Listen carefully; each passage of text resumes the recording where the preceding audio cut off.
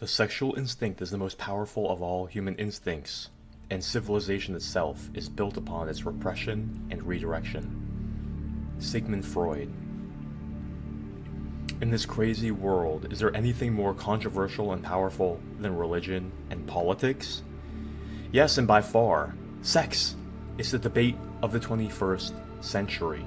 People are constantly and passionately, in heat, debating sex with religious fervor regarding its monumental impact on human health, wealth, relationships, and its profound impact on the culture. Today, in 2025, people are debating why even get married, as we see an explosion in the pickup artist movement. Billions of dollars being spent on trainings, boot camps, books, courses, education is everywhere. And is it morphing men into Machiavellian narcissists, seducers, or properly confident and socialized individuals and upstanding men? You see, sex rules the minds of men and women, therefore it rules the world. Sex force created all humanity, and now more than ever, it's being used in unprecedented ways with technology to manipulate people's minds, money, hearts, energy, and decisions. Thanks to the internet and the sexual revolution and pornographic philosophy, we see the rise of the prolific OnlyFans girls making full-time livings, even $50,000 a month, with their boobs. Is their philosophy true that it's a great service to humanity to make men feel good? Or is it the most enormous waste of human energy, time, and potential being dumped down the drain? We see the rise of pornographic addictions and pastimes that men and women are not only engaging in, but promoting as healthy. So is watching maximum hours and volumes of porn, aka gooning, on Pornhub a stress-relieving and harmless activity, like so many proclaim? Or is it the promotion of self-delusion bias and confirmation bias, leading to vast graveyards of human potential? But wait, even the right side of conservative politics is being impacted, despite what they proclaim to value. Even pastors are affected. The religious leaders of America. Barna found that majority of pastors, 86%, feel porn use is common among other Christian pastors. It's not me, it's those other pastors. So this isn't just a matter of opinion and values. No matter what you believe or proclaim, porn and sex is a widespread cultural epidemic that is affecting everyone. Hookup culture has spread through America like a wildfire. Condoms are flying off the racks at CVS, and STI medication is charging the herpes hordes. Onwards! Even teens are getting knocked up, more than ever before. Does that mean more orphans and abortions? You see gold diggers and sugar daddies popping up from the boroughs galore, from the prairies to the mountains. Is it stealing and starving the average man of opportunities for love? Men are absolutely raging about hypergamy, the shallowness of women nowadays, and swiping desperately without even one match on Tinder. So are the non-alpha men being abandoned because of shallow women and the buff chads tyrannizing them? And what's happening with all these thousands of men going their own way, running away from home with their backpack of money and self-help books, taking the red pill, their black pills, blue pills, some are taking rainbow pills. Wait, which pill is the right pill? What are even all these pills? And suddenly, out of nowhere, the NoFap movement strikes back against the rise of the porn titans in 2011 with their 350,000 bodybuilding fapstronauts, leading a societal charge against widespread porn use across the continent, storming through the wastelands of lost gains, inspiring the youth of America to clean up and bulk up, claiming a 147% increase in testosterone within just a week of abstinence. And they're rising still with a force of tribal militarism. There are so many sects, no pun, tribes and views on sex and porn. How does a man understand this wonderful and wickedly powerful force? With all the debate, what do the wisest minds of all time say how sex affects your health, energy, decisions, relationships, mental health, money? What do the wisest philosophers say about how to integrate it into your life in the quest to become a vital man who is capable of living a rich life? We can't escape these topics and questions. The force of sex compels us all. Sex, the real debate of the 21st century.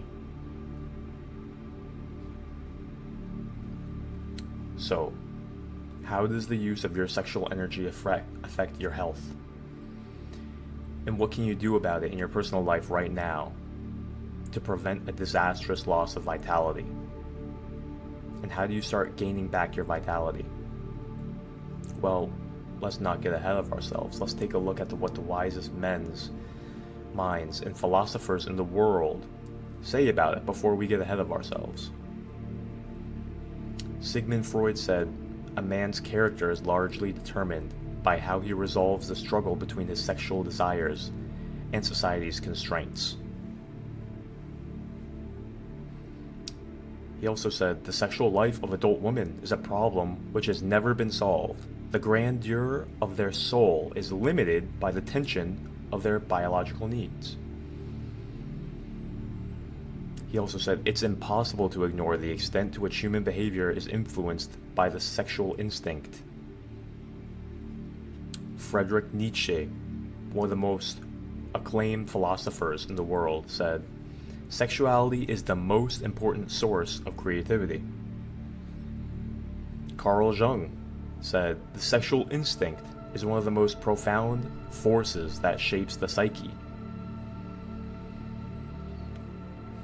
Dr. David Buss, one of the foremost experts on human behavior, says, "Sexual selection has shaped the human mind profoundly, influencing everything from ambition to risk-taking and even the arts and creativity."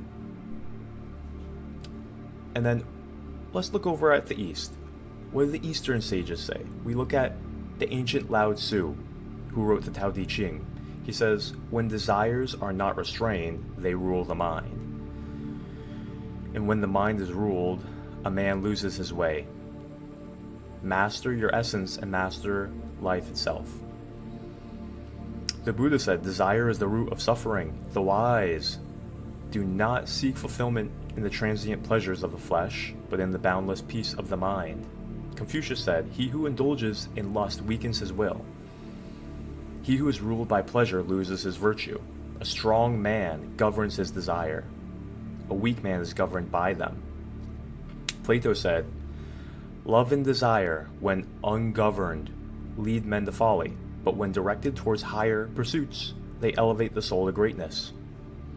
Jesus Christ said, "Whoever looks at a woman with lust has already committed adultery in his heart." Mantak Chia, proponent of the Tao, says, "Sexual energy is life force energy. When conserved and transmuted, it fuels creativity, vitality, and enlightenment. When wasted, it leads to weakness and decay." Swami Shivananda, one of the most proclaimed and famous gurus in India, led millions and millions of people to higher planes of consciousness, to living better lives, more prosperous lives, said, "The sexual energy should be transformed into divine energy for the expansion of consciousness." He says, "Brahmacharya, which includes abstinence and continence, sometimes celibacy, is the key to mental and physical strength. Waste not this vital energy in sensual pleasures, for it is the source of divine realization." And a lot of people know about Paramahansa Yogananda. Even Steve Jobs pretty much worshipped Yogananda. He said, "This is my favorite book. Everybody should read this book." His autobiography of a yogi.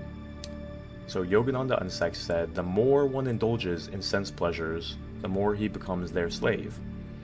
True bliss lies in self-control, where the mind is free to soar beyond material desires." And so there's just a hint, a taste. There's so much more that we're going to get into. But even in my life, I noticed I got addicted to this kind of stuff, this pornography, when I was 12 or 13.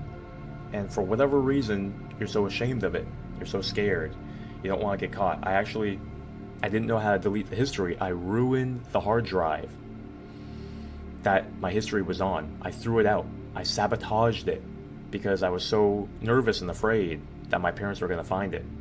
I felt so much guilt, and moving on, it was just constantly in the background of my life. I could never get away from it. Even when I got into a phase of wanting to be very hardcore Christian and having a girlfriend, I still would struggle with it. It was such a powerful force. And every single time I did it, I would try not to feel bad about it. I would try not to get down on myself or feel guilty. But there was always this sting. There was always this negative feeling. Whether it was tiredness or energy, I noticed I didn't have as much energy for the gym. I noticed I didn't feel as good about myself. I didn't want to socialize as much. And I wouldn't say I had a serious problem with it, but I just knew that it wasn't a positive influence on my life. I even fell into trying to convince myself that's good for me. You know, a lot of my friends were saying, no, it's good for you. It relieves stress. You're too stressed and angry because you haven't watched porn today. You gotta go release it. I tried to buy into that. Believe me, every man wants to believe that. Every man wants to believe that there's no consequences to it. Because then it's just such an unlimited source of pleasure. And so I tried to buy into that. I tried to believe it. I really tried, but I could never escape the fact that I always just felt weaker, less energy. I felt worse about myself. There was something intrinsic that I didn't understand, that I couldn't just mind game myself into thinking that it was good for me.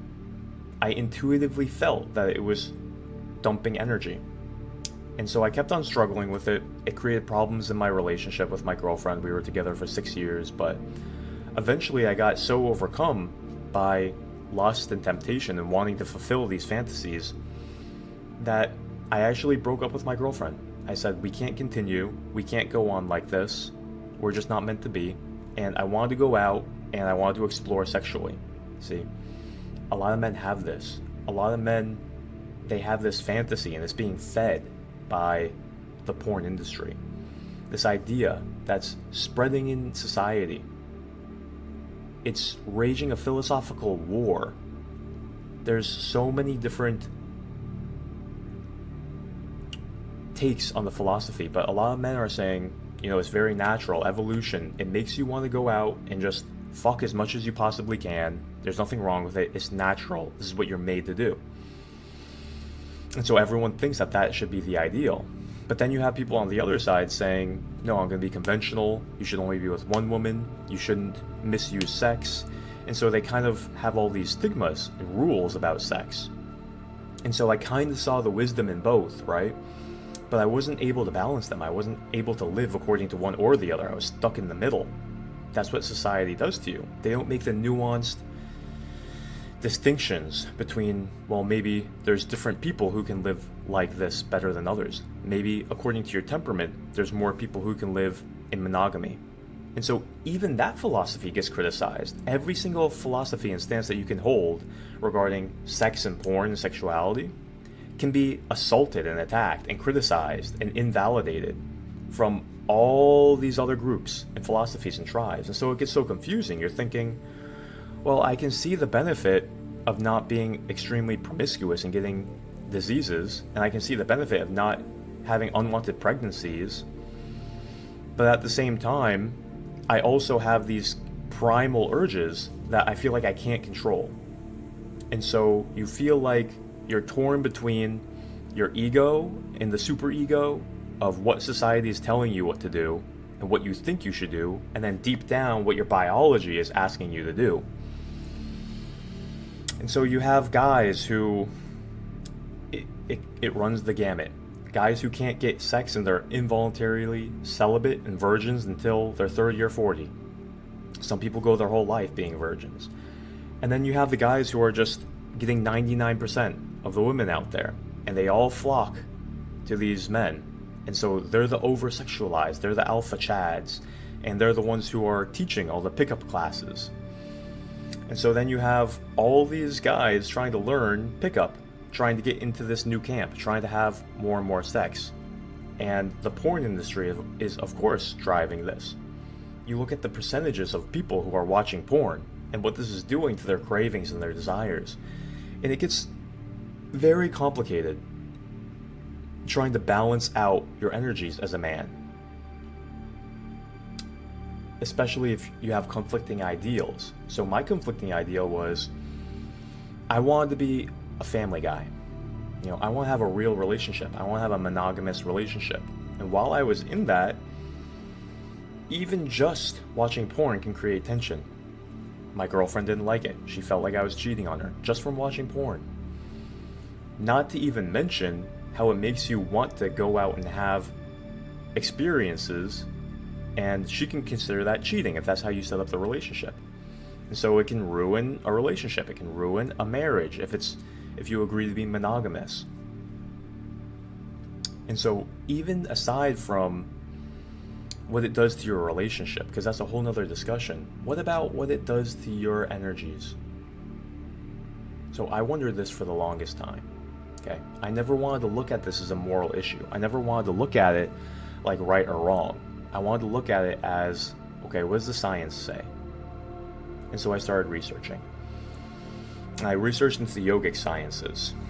And I looked into the East. And I saw all these different philosophies on sex from different esoteric spiritual practices. And the science of yoga, which isn't even religious. And they all talked about a completely new philosophy that nobody in the West was talking about. And it was very compelling, and it made a lot of sense. The basic tenets of it is that for a man, the sperm is your sexual seed that takes so much energy to produce that if you're constantly dumping it out of your body, then you're forcing the factory of your body to continuously manufacture an excessive amount of the most complex and expensive biological cell that it can possibly generate. And so you're constantly dumping that, and so it puts strain on your body to have to constantly regenerate all of these cells. And so they look at the science of the complexity of tissues, and they have 7 different steps of how complex tissues are, and at the very top is the sexual seed. At the very bottom you have like blood plasma, and you have blood itself, not as hard to generate. And then you move up and you have fat tissue, muscle tissue, nerve tissue, marrow tissue, and for each step that you go up, it gets 10 times harder to produce. And this makes sense. So logically you can just see, and I started to think, okay, well, if you can keep that seed so that your body can store it up, and then your body can use these cells and use the energy that it's not taking to manufacture these cells, and it can use the energy to actually create an abundance of different cells, neurological cells, energetic cells, organ cells. It can fix your body faster, you can heal faster. It's going to make you more vital. And so I decided, let's experiment, because I saw NoFap. I saw all these movements that were saying, hey, look at all of this evidence. It seems like your brain changes when you don't watch porn. It seems like you have better focus, you have less ADHD, you have more positive emotions, because the chemical changes in your brain when you watch porn completely rewires your brain. Let alone look at the testosterone benefits of refraining from watching porn. And look at all the anecdotal evidence. Thousands of guys, hundreds of thousands of guys saying, wow, I have more energy, I have more drive, I have better self-esteem. It makes me want to go out and actually socialize with women more, rather than just stay home and isolate. And so there was evidence pretty much everywhere saying experiment, experiment, question. So I started to experiment, and I found that it works. It definitely works, but there's still nuances to it, okay? So people think that you have to go all in one direction without exception. No, there can be shades of gray. And so I started reading, and I read Swami Shivananda's book on sexual transmutation called Brahmacharya. Amazing book. We can look into some of what he says. I started reading Montauk Chia's book on how to convert sexual energy into Jing, into power. I started looking into Chinese medicine. They all have these concepts that there's this vital, very expensive, very important force inside the body called sex energy. And that you can use that sex energy in wise ways. And that according to your constitution, you have to adapt and live life differently. Not everybody can live the same sexual life, right? Just like not everybody can play the same sport, not everybody can do the same thing in terms of career, not everybody can do the same thing with their sex. And so people don't make this nuanced understanding. So I was looking at Montauk Chia stuff, and Chinese medicine talks about, according to your natural inborn ability to produce jing, or the sexual energy, you can have more sex, or maybe you should have less sex. So you see, even just understanding that gives you this perspective of certain guys can have sex more frequently. So in Ayurveda, they have this concept based on your body type. You have Vata, Pitta, Kapha, which correlates to pretty much mesomorph, ectomorph, mesomorph, right? The skinny, the medium, and the large builds. The guy who's skinny isn't going to have as much sexual energy. He's not going to have the same ability to produce sperm. And so they recommend him, you have less sex. Maybe once a week, maybe once a month. Depends on who you are. You have to figure it out for yourself. The mesomorph, the medium build, kind of athletic figure, you can have sex more. That's Pitta. Maybe you can have sex 2 or 3 times a week. It depends on you. These are just general guidelines, but it's outlining this kind of understanding. Based on the difference in your body type, you'll be able to have sex more or less, and you should figure this out for yourself. And then the big bone structure, the person that just easily gains and produces flesh and mass, he can have the most sex because he can replenish it the fastest. And so you have to figure out who you are. And then they talk about in different seasons, your body has different capacity to regenerate sex energy. So in the winter, you have the least, so you have to have less sex. In the spring and the summer, you have the most, so you can have more. And you see that in nature. You see that in nature, animals reproduce when? In the spring. And then they hibernate and go dormant in the winter. So this is built into your biology. So it started to make a lot of sense. And it started to bring clarity to the gray areas. To where it's not just so black and white, it's not so moralistic, it's not so naive, it's not so heated and biased.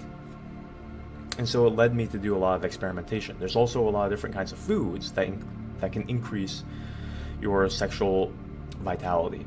And you look into increasing your libido, you look into conservation of your energy. All these things I started to practice. And I found that I had to personally conserve my sex energy way more than other guys. So what other people are doing and saying doesn't apply to you. Somebody might say, well, I watch porn and I squeeze one out every single day before the gym. Doesn't affect me. Doesn't mean it's true for you. Doesn't mean it's true for you. And by the way, it also doesn't mean that he couldn't have more energy if he didn't do that. So you can't judge it based on such superficial, barbaric means. So looking into the ancient scientists, the ancient sciences, and looking into these sages that perceived millions of people, billions of people over the years. This is science. They experimented with their societies, and they saw what happened when people live according to nature and according to these precedents, or when they perverted nature and lived outside of these precedents. And so we can look into a lot of rare material that will give you insights on what you can do with your sexuality, that will inform whether or not you watch porn, how much porn you watch, whether or not you have promiscuous sex, and what that does to your energies, what that does to your DNA, what that does to your emotions, how often you're going to have sex, even if you're in a committed relationship, an open relationship, doesn't matter. You should still understand how often you want to have sex based on your goals, based on your priorities. Are you trying to build something else? How much energy do you need? What are you focusing on? What season is it? What kind of body type do I have? What kind of diet am I going through? What's my stress levels? All of this impacts how much you should be able to have sex. And then there's the whole topic of, well, You can have sex if you don't spill your seed. You can actually use that as a tool. So Montauk Chia has an entire book talking about this, where he talks about Taoist sex secrets and how there's specific things that you can do while you're having sex that can help you have sex without dumping the seed. In doing so, you can have sex multiple times a day, and it will actually increase your energy. You see, they talk about the science of how when you're having sex, there's many different kinds of sex that you can have. And this isn't just talking about positions, this is talking about how you use your emotions, whether or not you spill the seed, how you and her are engaging, and how energy is transferred, and how it can charge you and increase your energy and creativity, and how you can use the sexual energy to supercharge your life and your brain and your passion in life. Different techniques of how to prevent the seed from slipping, how to prevent less of the seed from slipping, different masturbation exercises that actually improve your health, improve your organ health, improve your sexual health, improve your libido, improve your jing. See, people make it so black and white. Masturbation, good or bad? Well, what kind of masturbation? Are you spilling the seed? How are you doing it? How long are you doing it? Based on your temperament, based on your body. Are you watching porn as you do it? So there's so many different aspects to be talked about on this topic. So what we're going to do is end this video here. This was just meant to give you a bird's eye view, a large overview, because we're going to be looking into a lot of the different aspects when it comes to masturbation, porn, your own sexual energy, how to discover your own temperament, and then bringing it out into the real world. How to have safe sex. Most people actually think that they know that, but they don't really know. How to have healthy sex, the topic of the Taoist secrets of sex. And we're going to dig into a lot of different philosophies and opinions out there. We're going to be looking at a lot of the shenanigans that are happening. So this is just dipping our toe into what could be the devil's water. But if you do it right, it doesn't have to be the devil's water. If you do it right, this could be the well of healing. This could be a well of vitality. This could be the fountain of youth. It just depends on if you're approaching it in a wise way. So this impacts your health. This impacts your vitality. This impacts every aspect of your body and your mind. This is no small topic. All of the sages, all religions throughout all of humanity have always emphasized the importance of this, as you see by the wisest men of all times. This force created humanity. It's the most powerful creative force in humanity, and without it, we're nothing. But how much teaching have you gotten? How much time have you put on it? How much have you wondered about it? Have you been taught even one semester about it growing up in school? The most powerful force in humanity, have you been taught about it at all? Maybe a little bit of sex ed. But that doesn't touch on all of these topics. Sexuality is such a broad topic with such powerful impacts and influences. Remember, it shapes society, and the way that you harness it and use it determines your character. So stick with me on this series. We're going to be digging deep into many different topics regarding sexuality. And what I want you to do is make a commitment to really study yourself and your health and your vitality more. So many people are just distracted by the stock market and crypto and only focusing on other aspects of their life, not realizing that your own energy and vitality determines the quality of your life and your ability to succeed at everything. Tai Lopez talks about this. He says, what's the number one predictor of success in anything in life, let alone entrepreneurship? A lot of people say it's so many other things. Your social circle, what kind of information and education you've had, what kind of business you get into. He says, all that pales in comparison to your energy.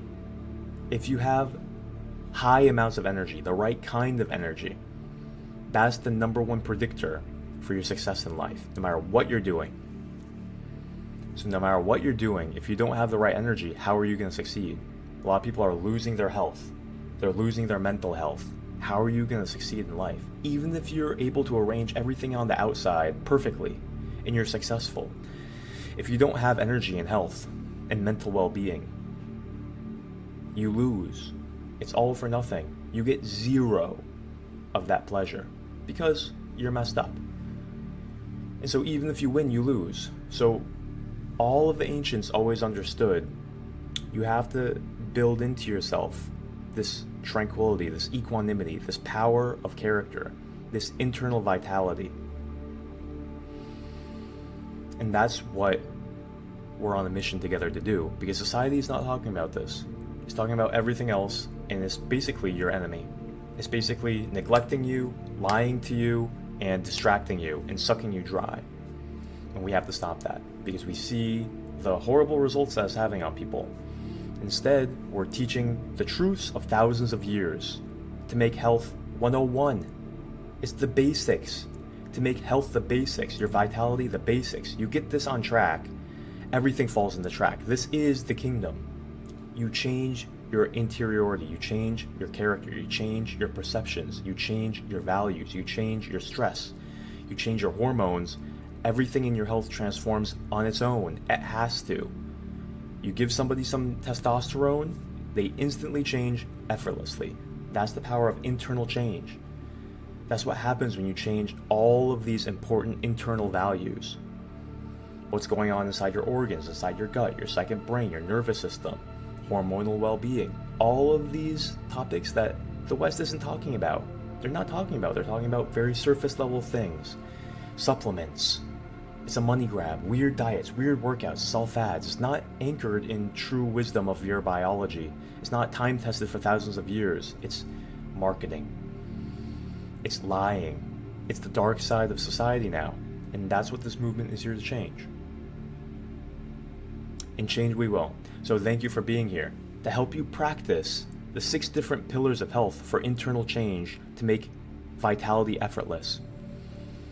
I've organized 6 pillars. You can get a free PDF printout of the 6 pillars, and I break them down in many different categories under each pillar so that you can practice every single day, month to month to month to month. You can improve and practice like an apprentice, like a monk, like a karate student, practicing to improve each aspect of vitality in each of the 6 pillars: sleep, stress, nutrition, digestion, exercise, habits, and unconscious stressors, and detoxification. You get these things right, everything in your life aligns, and you'll feel a vitality that you never really felt. Maybe when you're a kid, maybe when you're a teenager, but even then, a lot of people are actually feeling sick. It's a sad thing, so this is what I want you to do. Like and subscribe. Keep on following this if you actually want to change your life. If you want to understand the health secrets of the timeless sages, download that PDF. Get the 6 pillars, start practicing. There's a link in that PDF if you want to be part of my free beta masterclass. I'm constantly testing and teaching different techniques.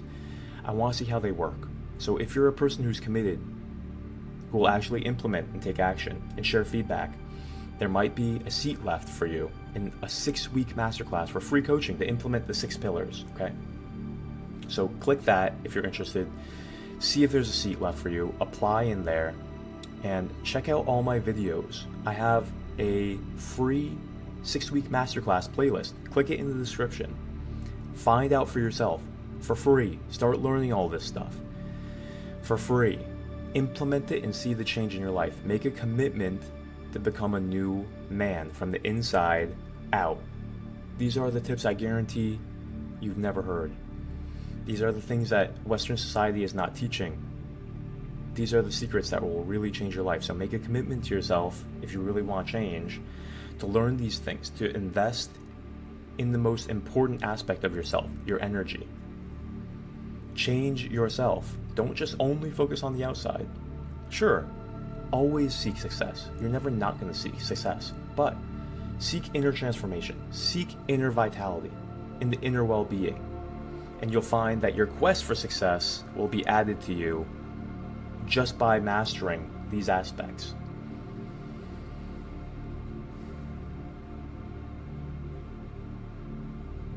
So that's why we call it the health hacker revolution. We're breaking out of the matrix.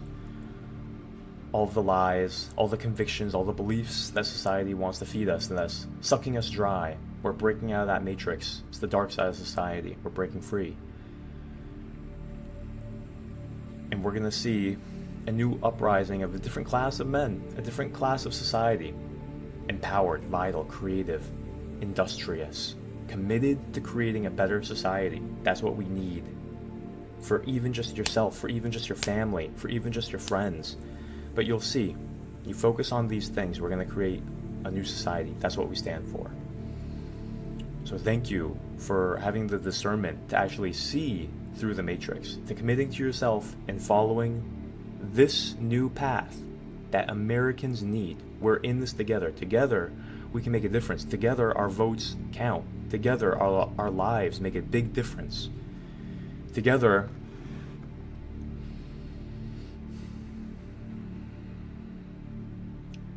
we're going to see something great happen. So thanks for being with me. I'll see you in the next video.